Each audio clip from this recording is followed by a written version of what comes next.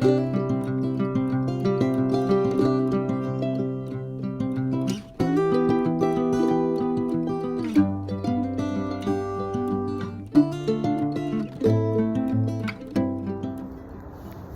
day, everyone. Today is February the 9th. It's a day of a new moon, basically when you don't see the moon. And it's, can you imagine, it's plus 16 in Toronto, which is,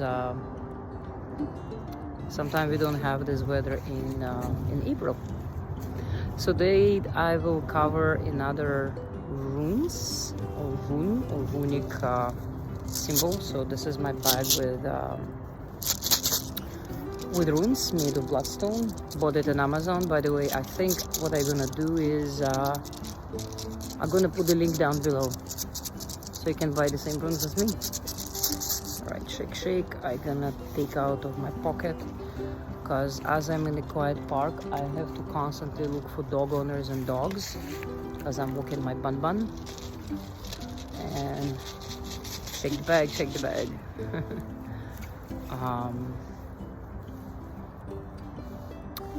So I'm not sure, I'm the basically the mirror image. So this is Rune Thurisaz. So it can come like this, can come like that. So Thurisaz is represent in the Nordic tradition or in Icelandic tradition as force of nature. Could be force of an animal. Well, in the old traditions it used to be forces of nature, forces of animals, forces of other forces are not material, right, in the metaphysical way. So I'm just gonna take the rune. So remember the Thurisaz, right? It's basically like a little stick and then a little flag on it. It's almost like, looks like a flag or a little triangle. So this is Thurisaz, okay? So as you watch these videos, you not only you learn the runes, but you also learn their qualities. Okay, so guys, don't forget, number one, to like and subscribe, because I make these videos for the sake of you and you and you.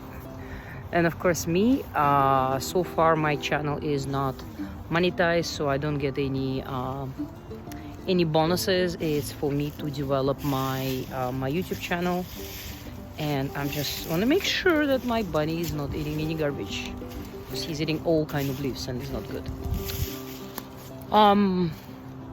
Yeah, I'm trying to get the best angle, because in a season of fall, winter and chunk of spring, my face gets swollen because of there's a lot of wetness in the air. So I gotta work it out. Yeah, I gotta balance those elements. I know. So I'm gonna stay here by a pine tree. Okay, so Rune Thurisaz. The other meaning, it's also a bull or a force. So it depends what reading you take, or depends what question you have to runes. So today is, if you're watching today, that will be your rune for the day. It's something that you're using a force to accomplish. Let's say using a force to talk to your partner, or a positive reinforcement, let's put that way, to get something out of your partner. Maybe some truth, maybe some better development in your relationship. Maybe you're looking to upgrade your relationship, maybe to take a next level, to take next step in your relationship. In the business, it could mean that you taking a step towards a bigger achievement, maybe bigger investment, or maybe a better prosperous way. It's not about even prosperous, it's about you find the courage and the power to take that leap, to take that step. So very important to know that.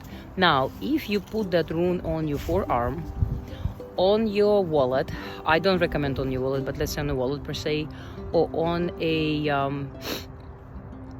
piece of paper with an add rune feho. Once it comes to my reading, then I will I will show you, but you can Google it, Rune Feho or Feo, they say. So with a certain force, you will be making the money. But let's put that way, regardless of how we make money, either it's a passive income. Every passive income requires some hard work before that, right? It doesn't matter what it is. If you're making money on Amazon, if you're making money on a YouTube channel, you still have to create the content, you still have to find some information, you still have to create a video and so on and so forth, and upload and so on, right? So I like to say that money grows on a tree, but you have to plant that tree. I think I like that. Yeah, you have to plant the tree, then the money will grow. If you're not gonna plant anything and you just go to somebody else's tree and accept somebody else's tree give you money, that's a wrong approach. So back to Rune Thurisaz. So Rune Thurisaz, it's also about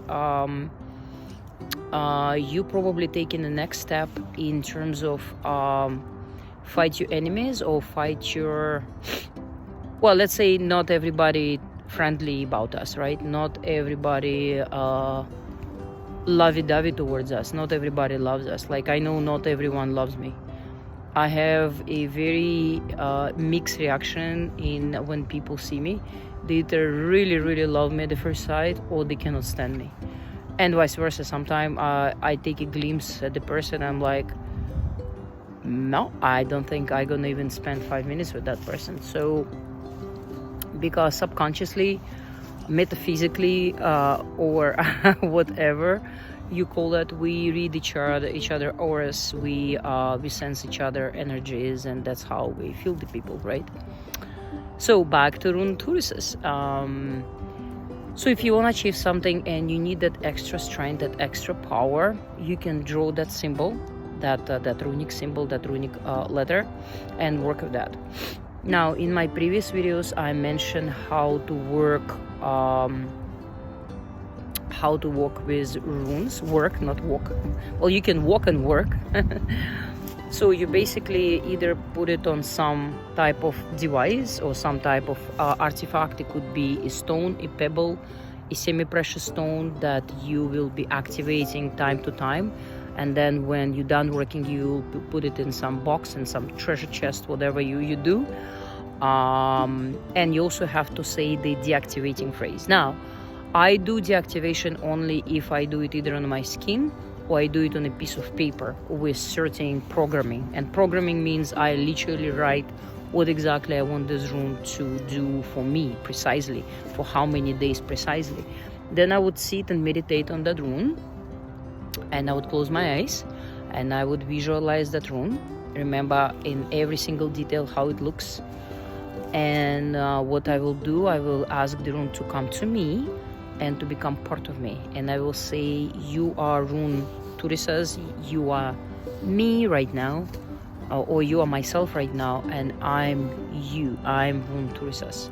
And I will leave that rune for, like I said, if you've never done that, try for just a day or two, because it might be too strong, the energy might just overthrow you.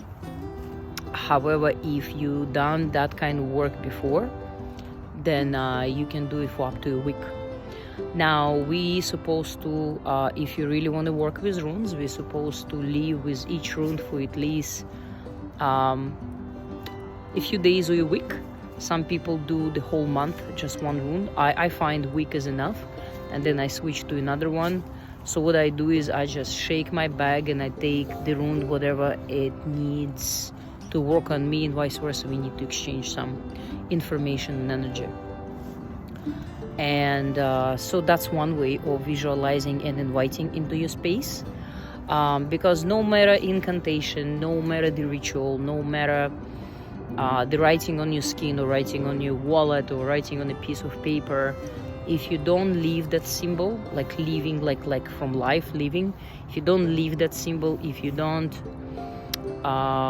put it inside you, and if it's not becoming part of you, it's not gonna give you any power, any insights, any quality of that rune. Just remember that, okay? So a lot of people say just like write it and it will give you. That's not correct. You might get 0.009% of the actual power. Okay, so again, not everyone knows that. A lot of people nowadays, it's so popular talking about the Runic uh, craft, about tarot cards. Just the other day I was talking to a guy, and he said, oh, I know how to read tarot cards. I'm like, oh, okay, all right, so what do you think about it? He's like, oh, I don't know, I just like, it became a habit. Every day I would take a card and I would just like ask what's gonna happen for the day, and then I got so tired, so I just throw them in the garbage. I'm like, are you serious? Like, you don't do that stupidity with such a big artifact, with such a big egregor energy. It's a huge power. Tarot cards are basically 78 qualities of the universe, 78 energies of the the immediate universe we live in, right? So to throw it in the garbage, it's a big insult. It also shows how ignorant and arrogant you are. Again, I'm not calling anybody names. I'm just describing a behavior. So if you don't like to work with certain artifacts, if you see that you get too attached to whatever, which is normal process, right? When you get when I got my first tarot deck cards, I was literally like 5-6 times a day like asking questions, which is normal. That's how it's a process of your learning. It's like when a kid, when an infant from crawling start to walk, they fall like, I don't know, like 200, 300, 500 times a day, right? Get up, fall, get up, fall. It's a learning process. It's normal. So if you think that you get addicted, it's not like alcohol or drugs, right? It's basically you learning, especially if you read the books. I would say some YouTube channels, some people have a really good content. Others, they just talk, I'm sorry, like pure nonsense. And a lot of people like to hear nonsense, by the way. I'm not sure why, but a lot of people remain at such ignorant level that whatever the tarot readers tell them, they're like, oh yeah. So I mean, the best way, if you don't want to get too costly, buy your own deck of runes, or buy your own set of deck of runes, deck of tarot, or set of runes, and practice. Same with runic artifacts, right? You can start creating your own. You can and start to feel like one day you don't use that rune, how you feel the other day you use that rune, and keep reminding yourself, today is the day of Rune Thurisaz, for example, or today is the day of Rune Feho, or today is the day of the rune of Gebo, or Pert, or whatever. And that will help you to navigate. And it's good to read books. It's good to, the best way I find is go to the nature and do a walking meditation, which is I love. When I walk, I process my thoughts. I ask myself certain questions. I look at the sky, I gaze, I look at squirrels hiding inside that tree that I'm looking at. And sometimes the questions get to be answered, right? When you're in that calm, quiet zone, even if it's dogs barking, still you can get some answers. All right, so I think I done covering about the Rune Thurisaz today. Now, the other day I went to this event. That's the last thing I'm gonna tell you. That was like last weekend. Beautiful event and stuff. And then I noticed one girl was sitting, and she put her arm over the shoulder of her friend, and her forearm got exposed. So I usually pay attention to tattoos because I have tattoos. I love tattoos. And I noticed that she had a lot of tattoos represent, basically they were runic tattoos, right? And God forbid you, or gods or Odin forbid you to do that, okay? long time ago,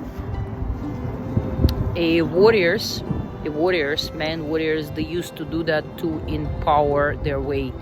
And they used to believe if they will have certain runes that even if they're gonna die, they're not gonna either reincarnate. Like there is a different theory, there is a different beliefs, but gods forbid you to put any runes on your body as a tattoo.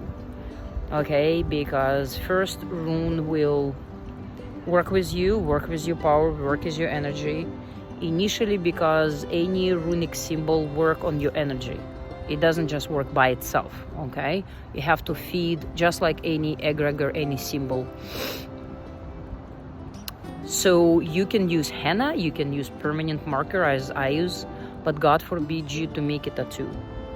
Now, in the long time ago in the Slavic world, full of Slavic people and Great Tartaria, you can Google that land. People used to make tattoos on the body of women and men only on certain places to make women more feminine, to increase her motherhood abilities, to empower her as a woman, to make sure her labor is safe when she's gonna have, when she give birth, and for men to increase manpower, of course, in terms of manpower, in terms of power as a warrior and stuff like that. So that was long time ago. Now the time changes, energy shifts. As I said, I love tattoos as much as I love tattoos. You gotta be very conscious about what tattoo you put and who is your tattoo artist. Because I had a misfortunate couple of events where I got the tattoo not too long ago and my entire body was inflamed with infection. I got skin infection and it took me almost a month to get rid of it. I still have some scarring. And not that the tattoo artist was not clean or stuff like that, but our energy did not go in a harmony, and that's very important. And it's very important also if your tattoo artist is on your basically spiritual level. If he or she not, then you better seek for somebody who is mindful, because it's like baking a bread or making a dough, right? If I'm making a dough and I'm angry about something, if I'm pissed about something, I'm constantly complaining about something, I'm unhappy, I will basically feed that dough, feel that bread, feel that pizza, feel that whatever soup, salad with that energy. And when you eat it, you might regret after. Or even if I eat and I feed my family, we're all gonna end up with unhealthy, painful situation after that. And you might notice even like I was planning to do 5-10 minutes, but okay, I think it's all important. You might even notice sometime you go to the restaurant and you eat the food and it's a good food, it's expensive food, beautiful, and then you going out and you start to burp and you have like cramps and you feel like basically like shit. Excuse my language. Not because it was oily or unhealthy. It was a good food, but you don't know what was on the mind of a chef. And you know, it's funny. I've been vegan for a long time, and usually I very mindfully I select places. I go to this Korean place that are vegetarian/vegan, and when they cook, usually men cooking, and he always quiet. He never talks. He doesn't talk, he doesn't fight with anybody, he doesn't argue like you will hear in most of the restaurants, by the way. I'm not gonna say nationalities or background because you know how it goes, right? You gotta be careful what you say and how you say. But anyway, I find that in a lot of Korean and Japanese restaurants, the man is cooking. I don't mind man or woman, but usually man is a chef, and he's quiet. He just takes order and he's quiet. He does not talk. And when you don't talk, even if you have, after a while you get into this meditative state of cooking and preparing food for people. And I find this beautiful. So that goes back to any type of witchcraft, any type of rituals. When you focus on one thing, let's say on Rune Thurisaz, go back to this, of course. then you find much more power and much more potency in your spell or in your work. By the way, spells are not as important in Vika. They're important in a Vika type of it's type of religion, basically type of whatever religion / witchcraft.